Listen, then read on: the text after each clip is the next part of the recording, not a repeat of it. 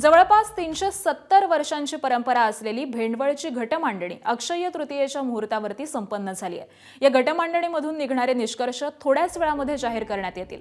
घटमांडणीतून वर्तवण्यात येणाऱ्या अंदाजावरती परिसरातील शेतकरी हे वर्षभराचं शेतीचं नियोजन करतात। त्यामुळे या घटमांडणीतील अंदाज ऐकण्यासाठी हजारोंच्या संख्येने शेतकरी हे बुलढाण्यातील भेंडवळ या गावामध्ये जमतात। आणि बुलढाण्यातील याच भेंडवळ गावची हे दृश्य आपण पाहतोय।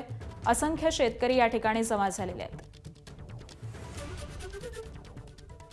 आणि याच संदर्भामध्ये आपण अधिकचे अपडेट जाणून घेऊयात। आमचे प्रतिनिधी संजय महाजन सध्या आपल्या सोबत आहेत।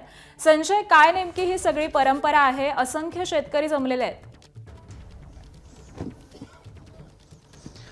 नक्कीच आकांक्षा, जवळपास 370 वर्षापासूनची ही स्थानिक परंपरा आहे।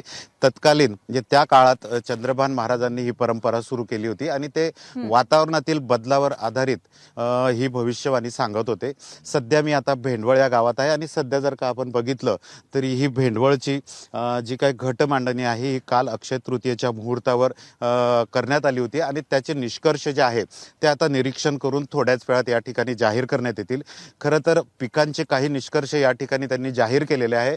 या वर्षी जवळपास अनेक पिकांवर ही रोगराई जास्त असेल असंही या ठिकाणी आता या अंदाजानुसार सांगण्यात येत आहे।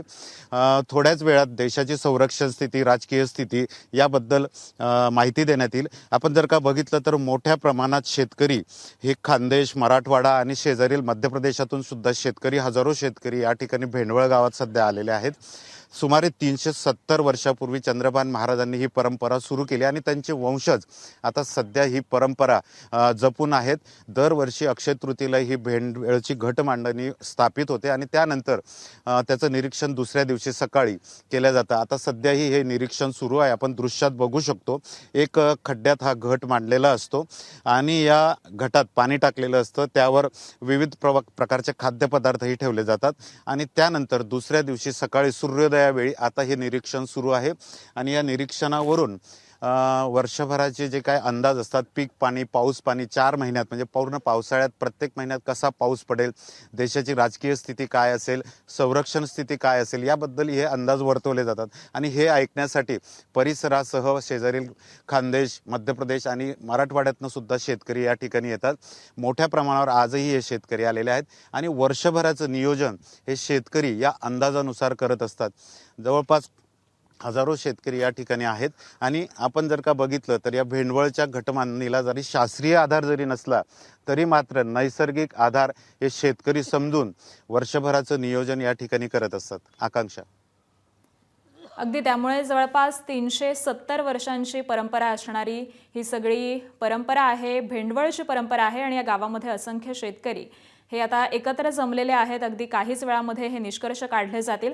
संजय, जसं तुम्ही म्हणत होतात की शेतीशी संबंधित हे सगळे निष्कर्ष काढले जातात, मात्र त्याचबरोबर देशाची एकंदरीत स्थिती असेल, संरक्षणाची स्थिती असेल याबद्दल देखील निष्कर्ष काढले जातात। तर हे निष्कर्ष नेमके कसे काढले जातात? काय नेमकी परंपरा आहे? नक्की या ठिकाणी आपण जर का मी तुम्हाला दृश्यात दाखवू शकतो, हा जो घट मांडलेला आहे याच्या बाजूला 18 प्रकारची धान्य ही मांडली जातात आणि प्रत्येक धान्याचा एक निष्कर्ष असतो। त्या ठिकाणी मोठ्या प्रमाणात काही वेगवेगळे धान्य ही मांडली जातात आणि त्याच्या निष्कर्षावरून देशाची संरक्षण स्थिती, संरक्षणाचं प्रतीक हे करडईचं धान्य मानलं जातं आणि ते करडईचं धान्य या ठिकाणी बघितलं जातं। त्याच्यानुसार संरक्षण स्थिती ही वर्तवण्यात येते, राजकीय स्थिती सुद्धा वर्तवण्यात येते। आकांक्षा, अगदी धन्यवाद संजय या सगळ्या महत्त्वाच्या माहितीसाठी।